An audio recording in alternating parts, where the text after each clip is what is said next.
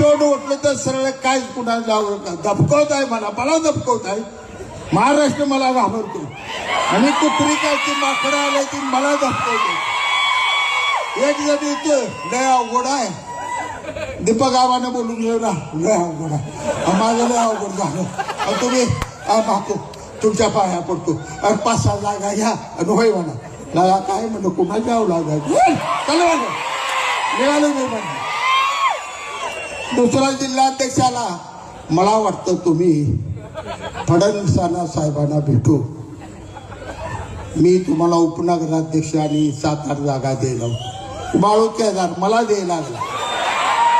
मला काय तुम्ही या तालुक्याच्या राजाला सुद्धा भीक वाढायला लागला का? काय कळतं का नाही? तालुक्या राजा पडलो तरी राजाचा, हरलो तरी राजा. या तालुक्याला 2च राजे, एक भाई गणपतरावजी देशमुख, एक शहाजी पटेल सोडून या तालुक्याला कोणी थांबवायचं नाही. मी सांगतो आज तुम्हाला या ठिकाणी भाई गणपतरावजी देशमुखांच्या समाधीची पूजा करायचा अधिकार त्यांनी गमावलेला आहे. आता समाधीची पूजा करायचा आपला अधिकार आहे. आजपासून सांगतो तुम्हाला निवडणुकीची का